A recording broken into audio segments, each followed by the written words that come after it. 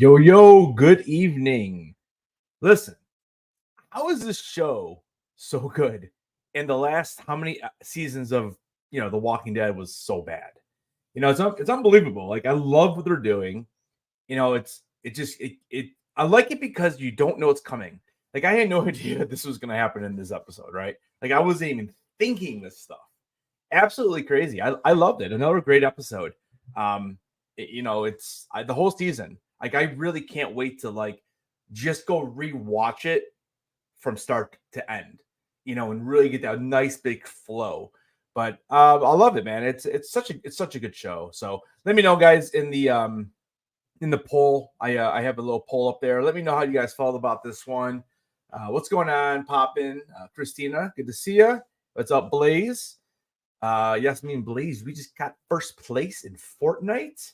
We're not going to talk about the matches after that, of course. You don't talk about that. But yeah, again, I just feel like Rick and Michonne are the Walking Dead at this point. Without them, I guess you don't have it. I mean, we've seen this. Me and Ryan have talked about this where, even when Negan was kind of like that leader, and Daryl, and then they got their own shows. Dude, those shows were nothing like we're getting with this. So it's so interesting to me why this is so much better.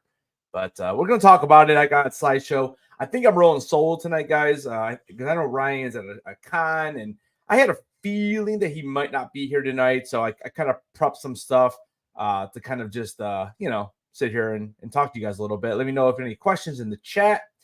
And we're going to go ahead and get started. So right off the bat, what's really, really awesome.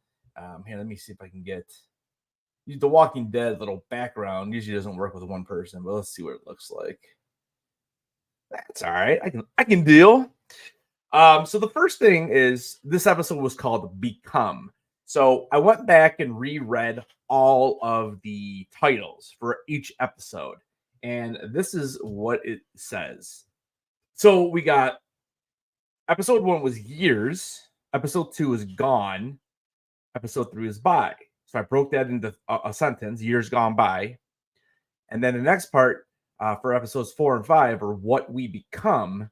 And then the finale next week is called The Last Time. So I was trying to play around with it and see if you could scramble it and make one full sentence. It's tough. But basically, Years Gone By, What We Become, The Last Time. So I feel like there's 3 sentences there. I don't know. Let me know if you think it's something different. I just thought it was interesting the way they titled all of these episodes. Actually, when I saw it was Years Gone By and then What We Become, I was thinking that The Last Time would have been something different to match up with that. But it seems to me like it's more of it's like its own little phrase or whatever. So I don't know. I just thought it was interesting, so I threw it up there.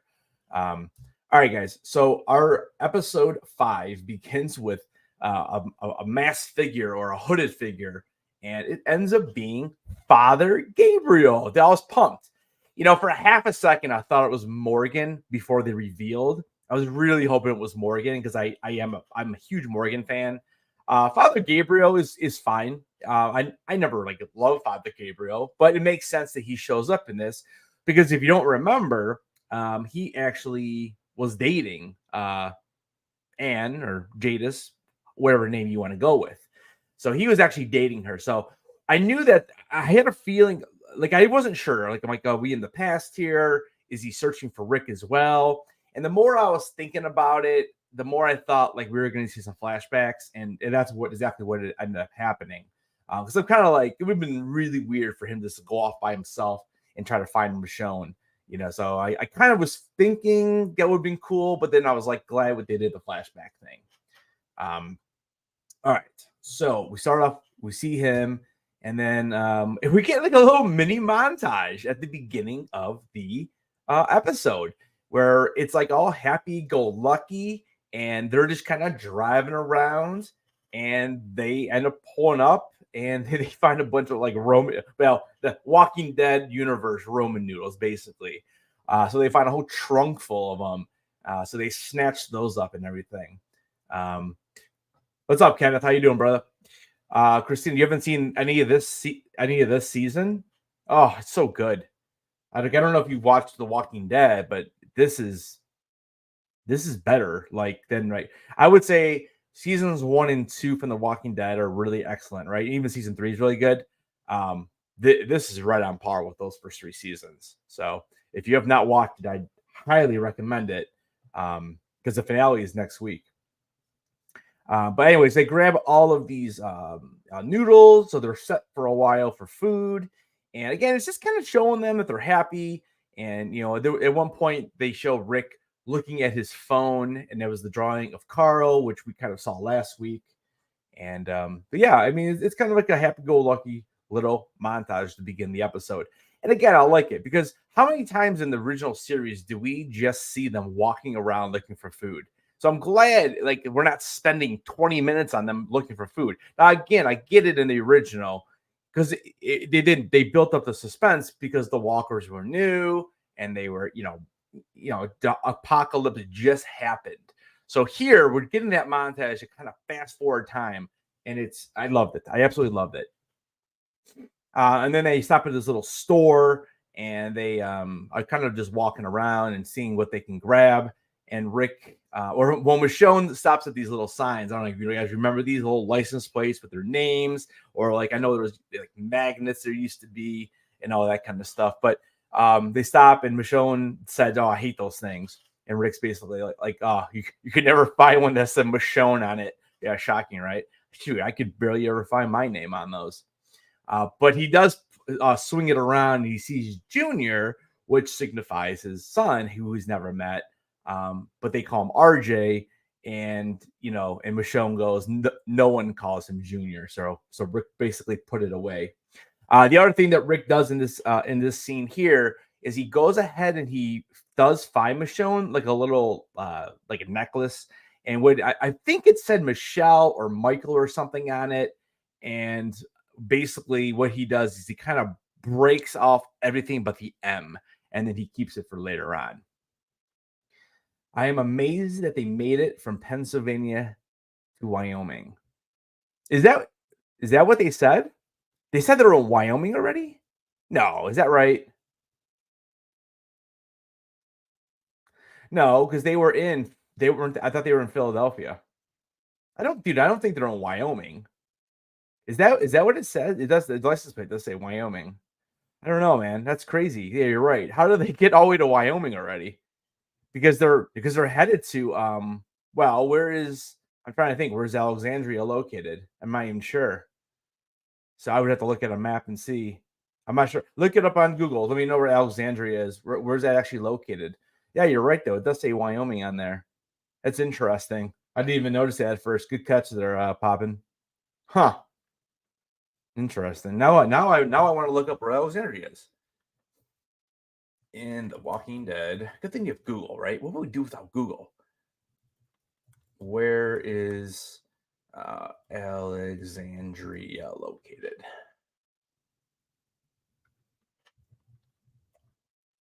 Located. Oh, it is Virginia. Wait a minute. This doesn't even make sense. This doesn't even make sense. They're in Philadelphia. Why would they be in Wyoming now if they're going back to Alexandria? That doesn't make any sense. I'm a little confused on this. Were they not in Philadelphia? It was the three cities that the CRM are in. It's Oregon. It's Portland. It was Portland, Omaha, and Philly. Why are we going to Wyoming? Do you think that's really what this means? Is that they're in Wyoming though? Like that doesn't make any sense. I'm very confused on this. I mean, Philadelphia, yeah, they're going the wrong way. I don't know. I'm baffled on this one. They're at the base Rick built. Okay, but what do you mean what base? They were no, because they were in the last episode or 2 episodes ago, they were he was taking him back. Rick was taking Michonne back after the excursion that they took to try to kill the right. But they're not in Portland, dude. They were in the Philadelphia one. Or were they? I could have swore they were in the Philadelphia. I mean, that's how Michonne was able to find him. Like, she's not traveling from. She didn't travel from Virginia all the way to Oregon. So you're saying that they were flying all the way back to Portland with her in a helicopter from Philly? They were going to take a helicopter from Philadelphia and go all the way to Portland. Huh. That seems a little ridiculous. I mean, am I wrong? Does that not sound ridiculous? Yeah, I thought he said that he was going to take. Yeah, I know. Yeah, but I mean, I see. Okay, maybe I missed something in episode 3 because I thought after they went and did the whole bombing of the zombies or the walkers, I thought he was going to take her. Like, it's just so weird. Like, why is he taking her all the way across the country? I thought he was taking her back to the Philadelphia, and because remember, technically she was still in on the outskirts. She wasn't actually part of the city yet. That's what I thought he meant. Interesting. I had no idea. I missed that part. So good call there, Storm. I don't know. They were marked on the map. Yeah. I'm gonna have to go back and look at it. Then again, I have so many notes on all these episodes, and it's funny that I missed that one though. But what's up, Jeremy? Interesting. Okay, so that makes sense why they're in Wyoming then. Yeah, good catch. I didn't even catch that. I really thought they were just heading back to the Philadelphia base, and they just didn't make it. All right. Well, anyway, so after he grabs the necklace, then they go ahead and start heading out, and they find this park. And what's interesting here is what's on the sign. I love it. It says "Protect this," and Michonne loved it too. It says "Protect this park from the people." Protect the people from the park and the people from the people. So it's interesting. It's it really makes you think about what in the world is wrong with this world. Even because this was obviously put up before before the apocalypse. So it's kind of funny to see like where they came from. After this, they hear some people screaming, right? And this this right here, this is the only part of the episode I just did not like. I just was laughing. So these dudes, so no one really knows. So this guy, they meet a group. I call them Redland Gang, but basically this walker here is like somehow got calified stone, or I don't know. He's got like a stone head. So they have to Rick ends up using his like fake arm there and breaks it, and Michonne hits that one little tiny spot that he actually broke. So she must have amazing aim. And so they go over and meet the gang, and the guy's like, oh yeah, that's from the steam vents, calcified pierogies.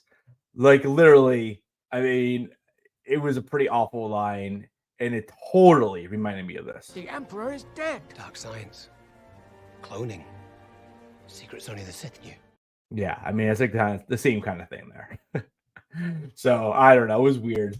But here's Red and the gang. My man on the left there, he's the one who said he knew what was going on. And these guys end up being jerks, huh? So they actually save him from walkers. They give him some noodles, and what happens? They turn their guns on him and say, "Yeah, we're gonna need all of it." Like, yeah, I don't know, man. I get it's like survival of the fittest, right? I get all that, but I would really like to think that people would actually help each other in a real life situation when you just got saved and you're just like, I don't know. It's an interesting situation though, I guess. But they end up taking their guns, and basically Michonne's like, no noodles for you. So they end up taking their noodles back, and they just leave them alone, basically. But they take their guns and everything. So interesting little plot line there, but and that will actually come into play a little bit later on in the episode. Here they head back and they find a so they actually found like it's almost like a I don't know what you want to call it, like a cab. It's like a cabin, and they rent cabins out and that kind of thing. So they ended up just going to a cabin, and again we kind of got a little mini montage of them. They're having a drink, and Rick gives her the old necklace that he found for her, and she liked it, and then they end up doing what the grown adults do, and the next morning happens, and during the night though we see something in a cloak again trespassing, and the first thing I thought of, I'm like, oh my gosh, is this Gabriel? Like I literally thought it was gonna be Gabriel, because I think they did that on purpose, the way they opened up the episode with him and with that dark cloak on, or Kate, or jacket with the hoodie up and everything like that. So I think they kind of played it off that was gonna be him. But we end up finding out that it is actually, we don't know yet, because we go back 3 years. We come back, and it goes 3 years previous, and we see Gabriel, and then Jadis ends up walking up on him like, whoa, like I'm here, I'm friendly. And Gabriel asks her if are you going to come back to Alexandria? And this was a little bit odd though. She just goes, "Oh, I wanted to see you." So she traveled all the way over there just to go see him. Now, again, I guess if we're talking Philadelphia to Virginia, that makes a lot more sense than what we were talking about earlier. So, she said that, and this was an interesting part, because I always wondered why Jadis actually left the group, and she said that she was left because people continuously judged her for what she had done in her past. And that was the main reason why she left. Now we know that she's always been part of the CRM, and she does not tell Gabriel this. She does mention that she's with a different group and all that kind of stuff, but she doesn't actually tell him that that she's part of this group, and she's always been part of this group. She also admitted that she was up to something, during her time with the group, and she knows Rick is alive, but she doesn't even tell Gabriel this, because Gabriel actually says, she asked about him, and Gabriel said that, Rick died on the bridge, trying to save, the community basically.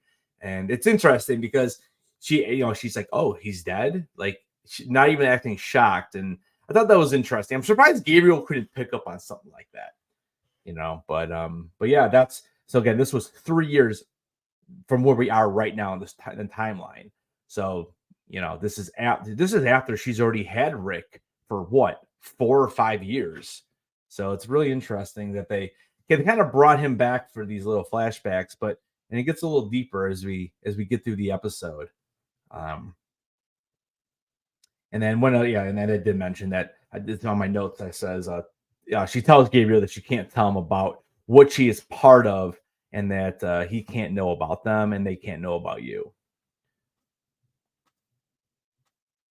And if you didn't remember, her real name was actually Anne. And I think at this point, Gabriel sees her. I think right now, at this point, I think he sees her as Jadis, and not so much the Anne person that he. I mean, did he fall in love with her? I don't know. I mean, I guess, but the person he dated. And here's the other part about this. Well, here, let's get to the next slide. So we end up finding that the the hooded figure was actually Jadis, and we see her. And Rick had previously like done some, he set up some booby traps and that for walkers, and she ends up cutting through it and basically sneaks right up on them, and they're actually still like just in bed. And it's at this point, I guess it's kind of like dawn or whatever, but sneaks in on them, and she has Michonne tie Rick to the bed or something like that, which obviously she didn't do, and you'll see that in a second. And I mean, so she basically got the jump on him, and she said that, I found you because you guys basically left me a bunch of breadcrumbs and ramen noodle packaging, and she basically just found them this way. And it's kind of silly, I guess. I'm like, Rick and Michonne are pretty smart characters. Why would you be leaving a trail like that? You know, I mean, there's only so many people in these areas, you know, traveling on the roads. One interesting part of this conversation, because basically Jadis is basically saying that she's going to kill them. And the reason why she's going to kill them is because it's going to be better for their children if they're both dead, because that way you don't have to worry about anybody finding them. And it, you know, so basically she goes off and tries to shoot them. And, you know, of course, our heroes somehow he rolls off and picks up the mattress and their hands are all tied. I mean, this part was a little, I was kind of like, okay, it was a little bit weird. You know, look at the shots, and you know, she missed them both, of course. And then we see Michonne after Rick kind of knocks her away with this mattress, and we see her actually pick up an axe and hit her in the, I guess it's like in the chest stomach area. But yeah, I mean, and she kind of runs out, and then we come back 2 years later. So this is 2 years ago.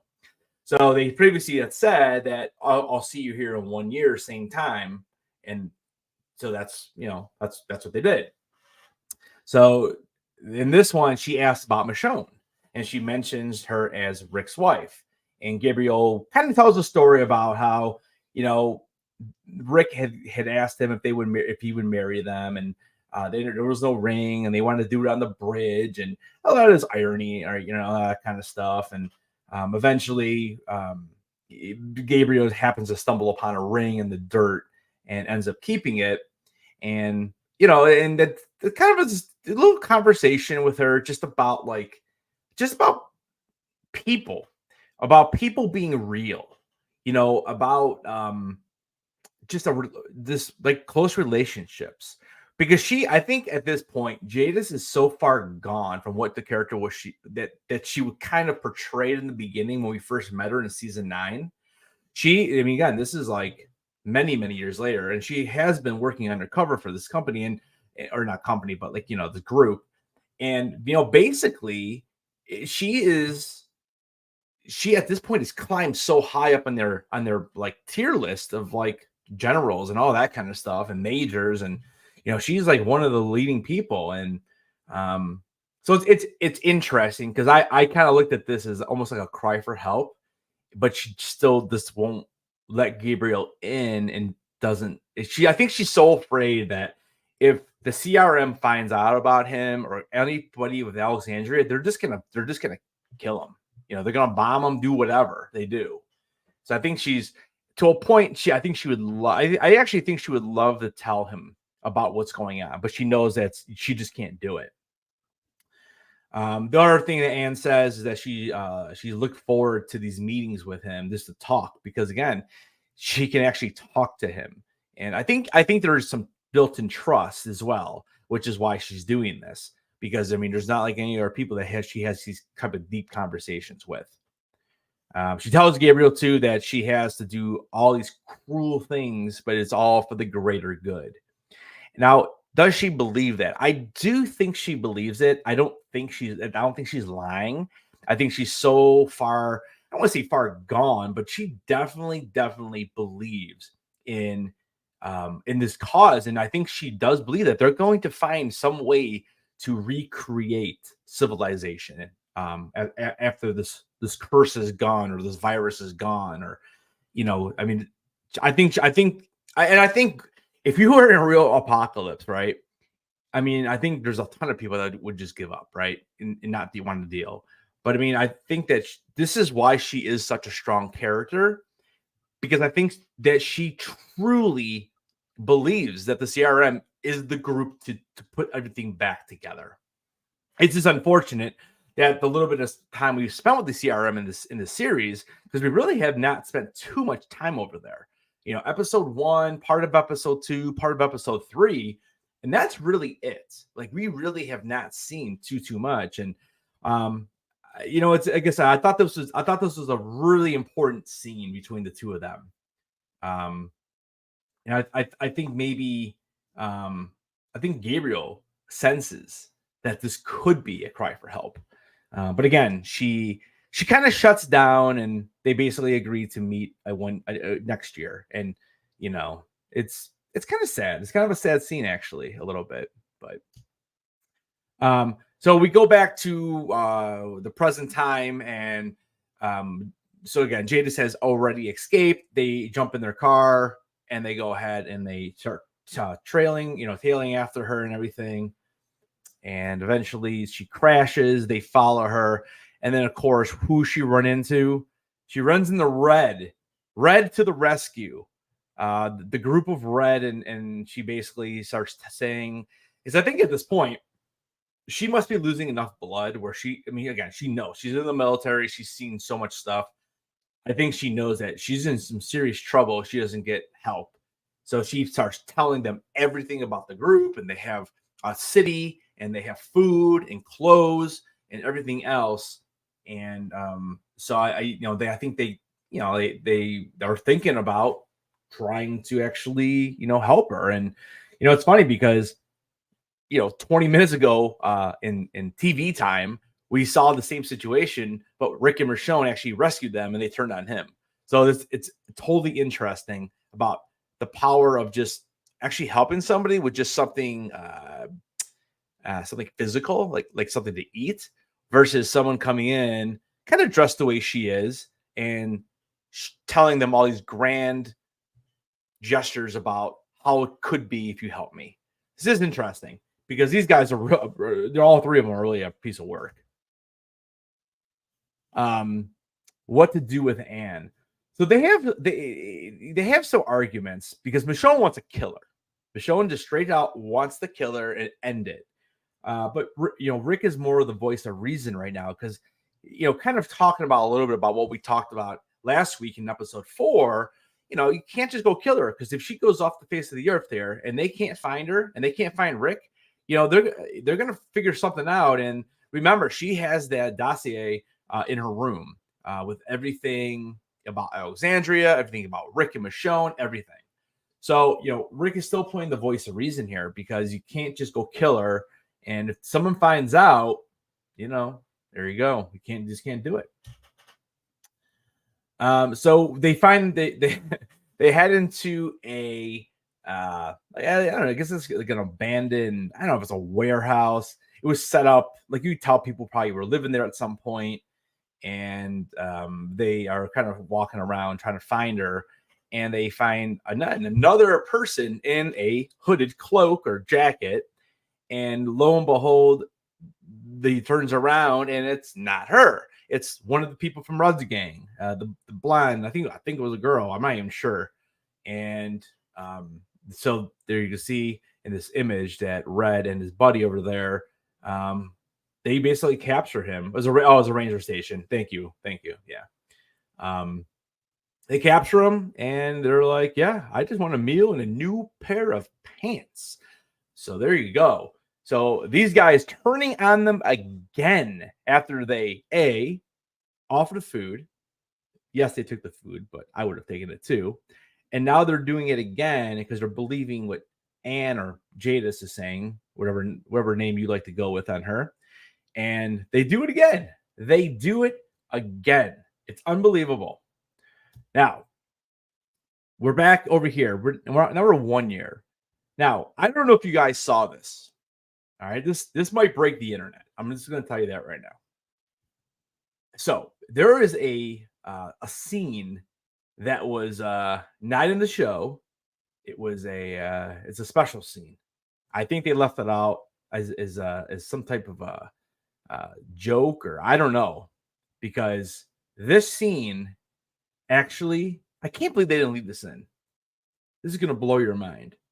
You know what? Maybe I'll just play it. But this is a secret scene of Jadis getting a haircut. Pretty woman, the kind I like to meet. So there you go. That's exactly how it's done. You're welcome, internet. But anyways, yeah, I had to play that. I had it last week and I forgot to play it, so I had to play it. But anyways, this is now 1 year ago. And the plan, the why, the blood. So she starts saying a little bit more. She still is not telling Gabriel what exactly is going on. And we actually see her pull a gun on Gabriel because she thinks he's getting too close. And I think this is all in her mind. Gabriel has no idea what she's been part of. Like, I just think she's got this built up in her mind so much that she feels like at this point she has to eliminate him. And now, thank God she doesn't do it. Okay. So she does not kill Gabriel. Gabriel's still alive. But it's really interesting turn. And, he basically just says, I want you to take this ring with you. So he actually gives her the ring he found for Rick. All right. Now we're back. So here they're having a little negotiation. At this point, I'm pretty sure the other three are dead. Like, they've all been eaten by the walkers. Some walkers came in. I kind of skipped that, but really not important. But Red and the boys are done, and RIP. So they're negotiating here, and basically, Anne at this point is saying, Rick, you were on the path. She was basically saying, you're about to learn it all. You're about to get everything. We're going to pull you in, and then you do this crap. So Rick is starting to think, okay, what's the play? Michonne is still saying, what's this killer? What's this killer? Well, eventually, they don't say anything to one another, Rick and Michonne. Nothing. They say nothing. and it's interesting because, I mean, it keeps the viewers at bay, I guess, right? But what ends up happening is they negotiate. They say, okay, Michonne can go back to Virginia. No issues. I will come back with you, and we will help you. So that's that's basically what the deal is. And of course, what happens is, and here we go. And this is a great line before the negotiation is completely finished. I thought this was a great quote by Anne. She goes, "Who's going to die tonight? The two of you, or me, and everyone back home." So that's basically saying you need to make a choice. If I die, if a walker kills me, if you kill me, if I die from my injuries, you two will survive, but everyone at your home will die. Or you two can die and everyone else lives. So it's an interesting dilemma. But they do end up actually making the deal. And this is always a great line. Rick does that little, his little, I don't know, what are we calling that? His little smirk. And he's like, he sees her and she's got like this huge, cut, and she's bleeding and she's just sitting there. And he goes, "You look better." I thought it was great. Rick has been snarky. So then, after you think everything's all well and good, and at this point, he had sent Rick out to get help, to find medical supplies. Well, then she tries to double cross Rick, and then Rick and Michonne actually had got a plan, and they actually double crossed her because she never actually went, knowing who this is. So we all have trust issues here.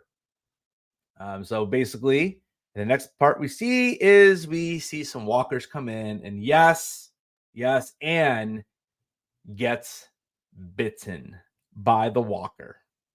Ouch. So Anne is no longer, she is still alive. But at this point, here's the question for you, chat. At this point, she's now been bitten. They basically, and I think at this point they have said, let me see what the next slide is. Yeah. All right. So they have already said that they are not going. She's begging them. She's begging them on her deathbed to please not take down the CRM because, and it's funny how many times in this series so far we've heard her say Rick and Michonne together can do anything. Well, she's begging them not to take down the CRM, and Michonne is like, "Yeah, no, that's not going to happen," because they don't believe in what they're doing. And again, I think she's dying, still believing everything. But the question for you, chat, is: do you think at this point she's been bitten? They've already told her, "No, we're not. We're taking them down. We're doing it." Do you think she dies as Jadis or Anne? What do you think? I'll give you a minute. Let me know in the chat. Jadis or Anne? All right, while I give you a second to do that, I'm going to go check the poll. If you didn't vote, go vote really quick. We'll take a look at the poll, though. So the question today was, how would you rate tonight's episode? Choice one was best one yet.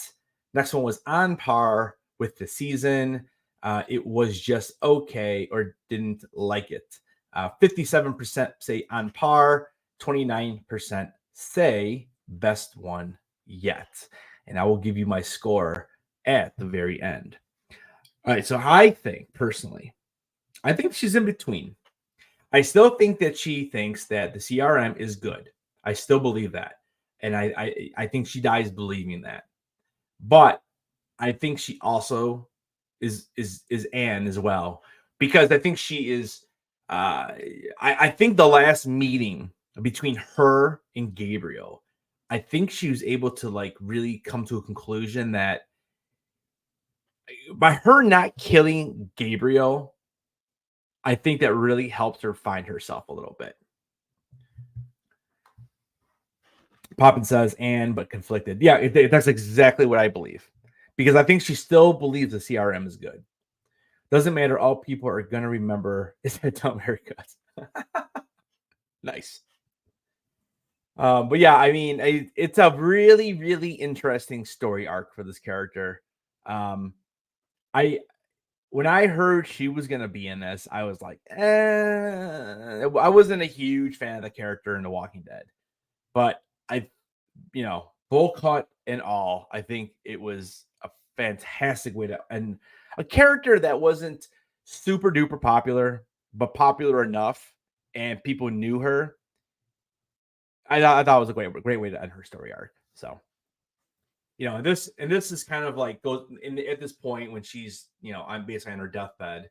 You can see in her mind that this is still like a year ago, like before she let him go, and basically she says, I think I found my answer, and that's all from talking to Father Gabriel.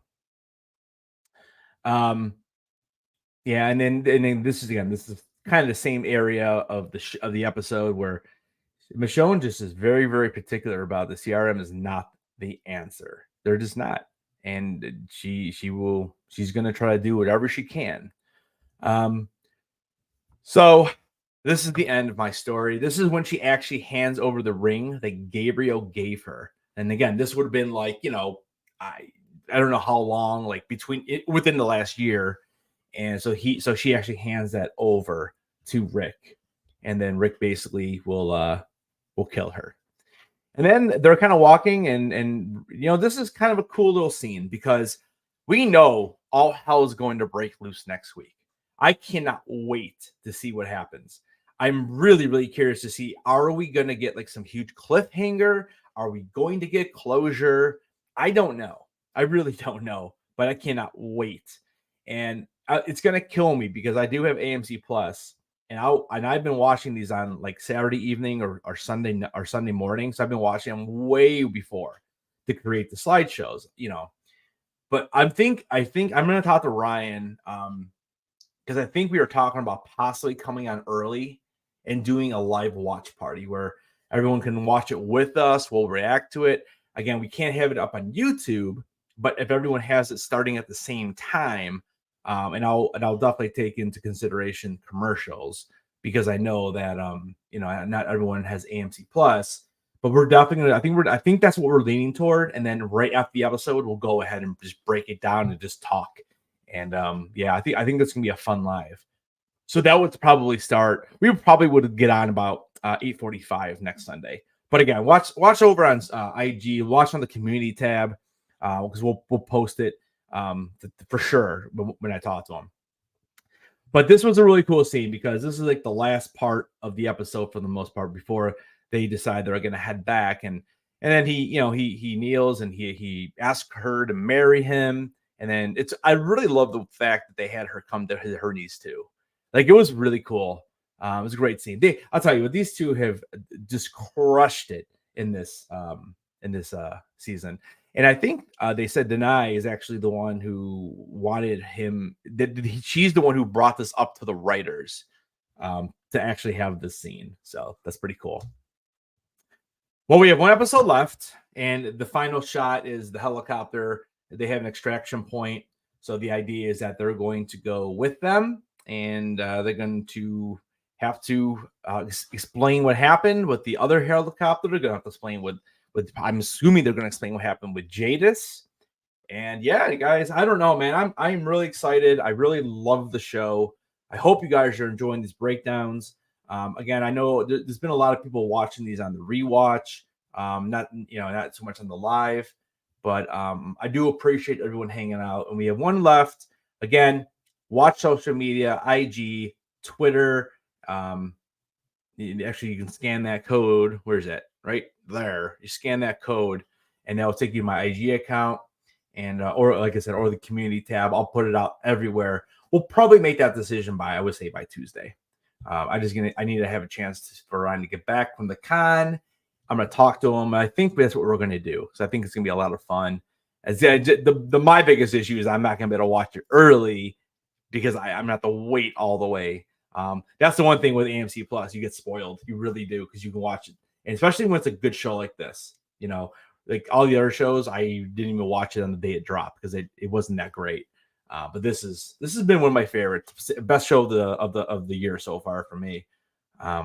But we have a lot coming, guys. We have Acolyte June 4th, House of the Dragon season number 2. That is coming out on June 16th. That's going to be interesting because I'm going to be out of town for 3 or 4 of those. So I'm not sure exactly how I'm going to do this.